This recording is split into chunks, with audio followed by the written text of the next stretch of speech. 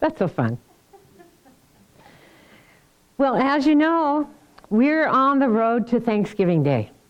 And I don't know about you, but it feels to me like we're in the fast lane, speeding along to it, and it should be here by now. I mean, it just seems like we're going so fast. That's not got another week and a half. But even though it's not far away, here at LEC, we have decided to take time to slow down and to look around us and to look within us and give thanks along the way to Thanksgiving Day. This month we're focusing on being grateful for our life right now.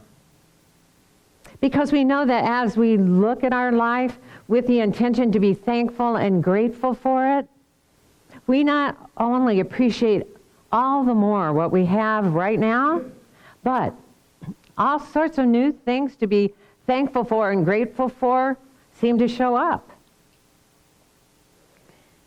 In fact, appreciation causes good things to come into our awareness and to come into our physical experience with such regularity and continuity that it seems that practically every moment is a moment in which we can count our blessings. The more we focus on our life as being the good life, the good in our life multiplies. Abraham Hicks tells us every time you praise something, every time you appreciate something, every time you feel good about something, you are telling the universe, more of this, please. And the universe always says yes, whatever it is. In fact, it's the universe's good pleasure to give to us all that is available for us. And there's no limit to what's available for us in an unlimited universe of joy that causes it to flow to us. By focusing on appreciating our life as we live it, by looking for the good and praising it every day along the way, we're directing the universe through the law of attraction that responds to our vibration of appreciation to send us more of what we value as good and worthwhile. If we make it our intention to maintain the feeling that life is good and good to us, more and more good has to come into our life, into our physical experience, because we're open to that happy place within us that causes it to flow to us. We're aligned with the divine. We're intertwined with the true. We're in the flow of what's spiritually so. In the way of the heart we read, as we have said to you before. When your will is in alignment with the will of God, you will discover that God's will for you is that you be genuinely happy through and through, content, fulfilled, at peace, empowered, capable, and responsible. Now that last word, responsible, is right up there in the top 10 of God's will for us. When we're responsible, we no longer feel like a victim of circumstances, and we feel empowered. We no longer feel vulnerable to the happenings in the world because we know that we create our own happenings, and we feel at peace. When we are responsible, We know that we're the chooser and we're the decider, and we get to decide who we will be in this world and how we will feel about ourselves in this world.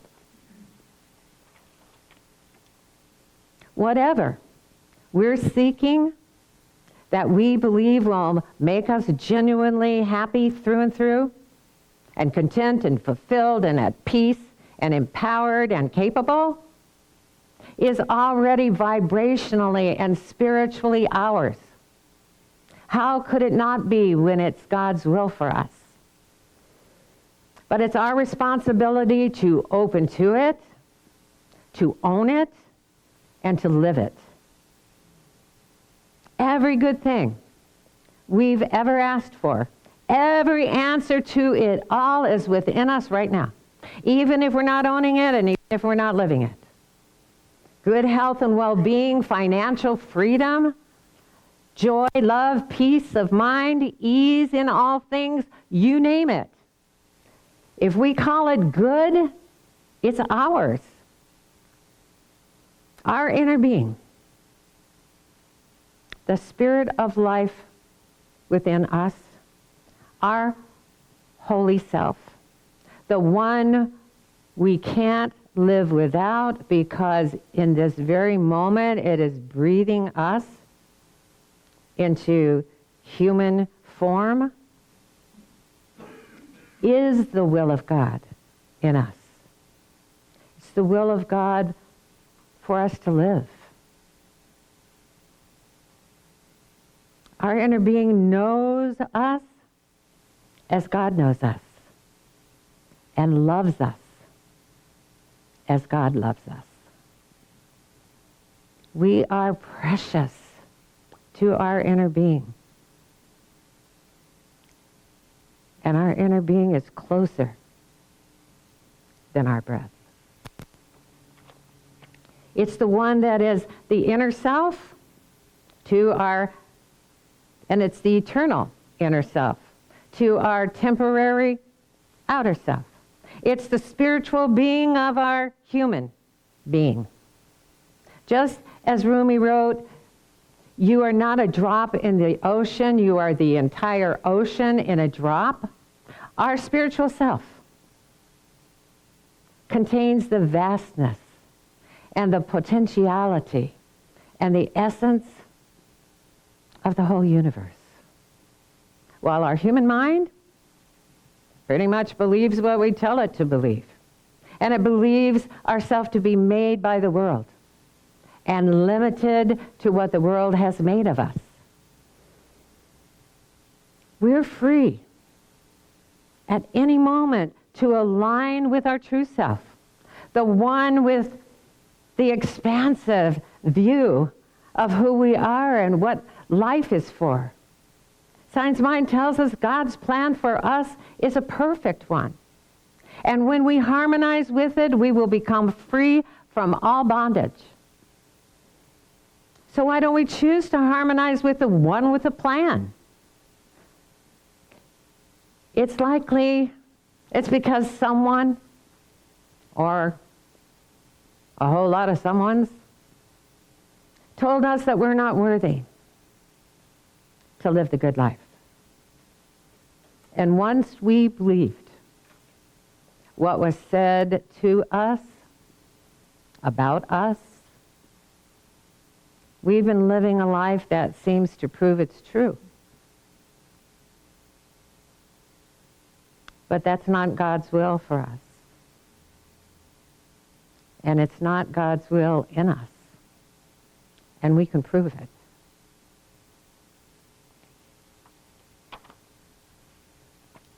It's our inner being's good pleasure to hold the high vibration for us of every good thing we've ever asked for. And it's there for us. We carry it around with us. We carry it around within us. And it's there for us to experience in this human environment, because nothing good is ever withheld from us. Ever. For any reason. But in order for us to see it for ourselves, in order for us to experience it for ourselves. We have to feel it within ourselves. We've got to connect to it. We have to let go of what the world has told us is so about ourselves in life and fall in love with who we truly are in life. And we do this by consciously connecting with the one within us that has a universal view of who we are and where we fit into this universal perfect plan. It doesn't have a worldview like we often do. Even when we're not feeling valued or important, our inner being knows our value and importance to the expansion of the universe. Our inner being is the individualization of love in us and loves us even when we're ignoring its presence. Love never judges us, no matter what we do. It's impossible for the inner of anything, a cup, a teapot, a human. It's impossible for the inner of anything to be separate from the outer of it. It's one thing. And we are a human expression right now. Right now. We're not gonna be someday. We're a human expression in this world of the spiritual being we are forever. It's happening now, and all we need to do is recognize that it's happening now through us. Our inner being knows that's true. So the question really is, do I and do you? Which brings us to the title of the talk this morning, Is Your Self-Love Unrequited? If we could let ourselves be even half as happy as the universe is with who we are, if we could let ourselves be half as happy as our inner being is being who we are,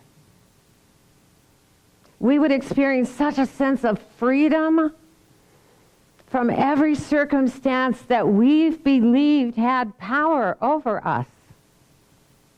Abraham Hicks says, from a place of self-appreciation, you will attract all sorts of wonderful things.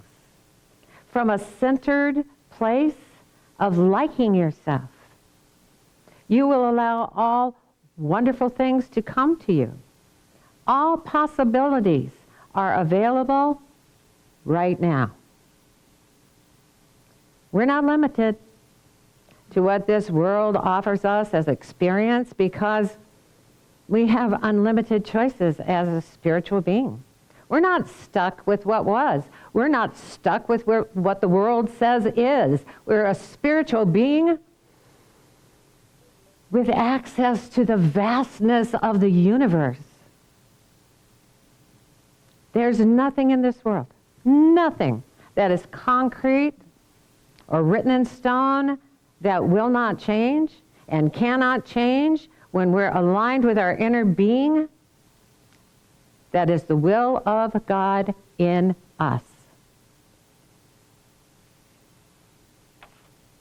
God's will is that we live without conflict, in peace and joy, fulfillment, and happiness. The way of the heart calls it living in bliss. Our inner being is blissful right now. There's a being within us that is in absolute bliss and wants us, its outer expression, to be blissful too, because it's natural for us to feel that way. The only reason why we don't feel our true self, our real self, is that we're thinking we're something else. We will never be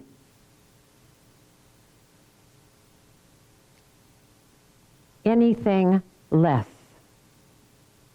than the expression of God on earth. It's who we are. We can own it. We can live it. And it's our responsibility to do just that.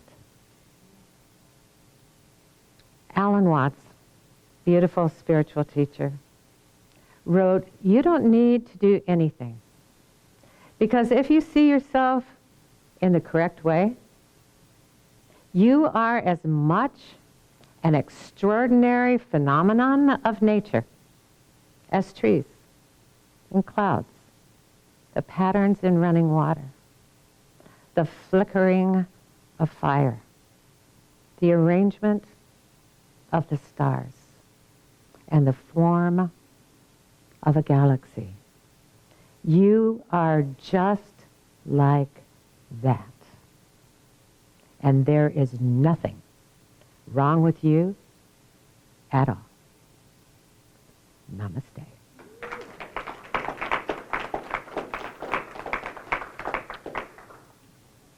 All right. That was a big applause, I think because it was a short talk, right? Ha.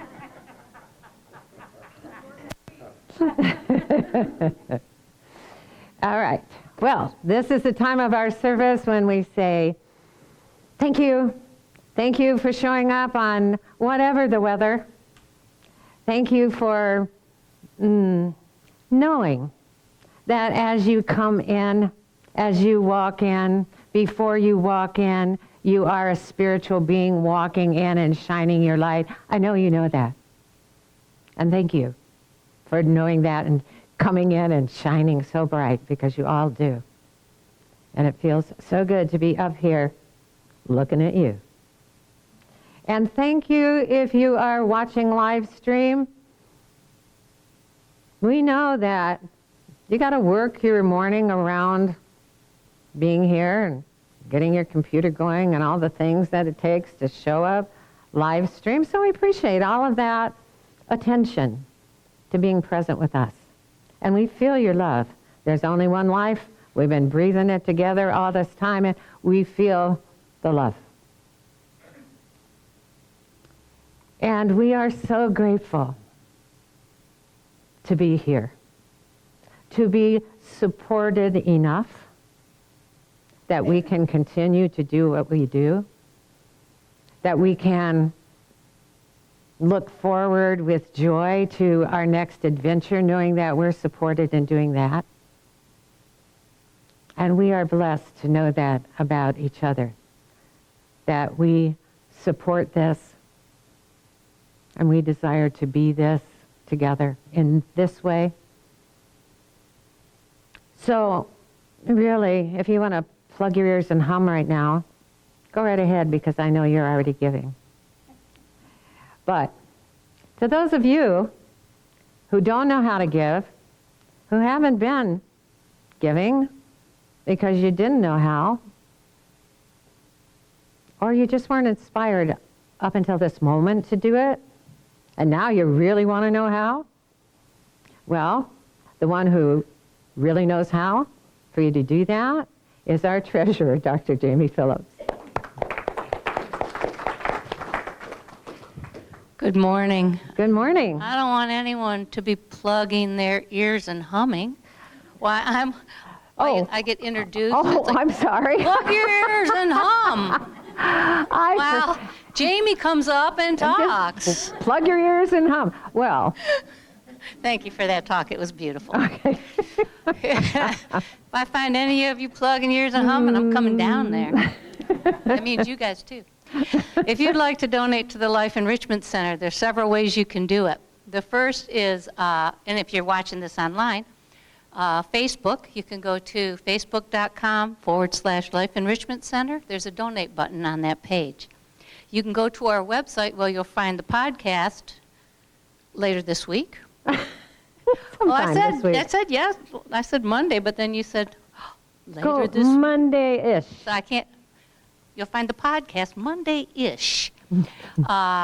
And there's lecflint.com, and there's a donate button on that page. You can donate via PayPal, and our PayPal email address is lec2512@gmail.com. And lastly, you can send in a check to our P.O. Box, Life Enrichment Center, P.O. Box 321-294, Flint, Michigan, 48532. And here in the sanctuary, we're going to be doing an offertory while we listen to Marcia Allen, Jason Phillips, and Larry Manderville singing Grateful. And then Reverend Stephanie will be up for a gratitude prayer. Thank you.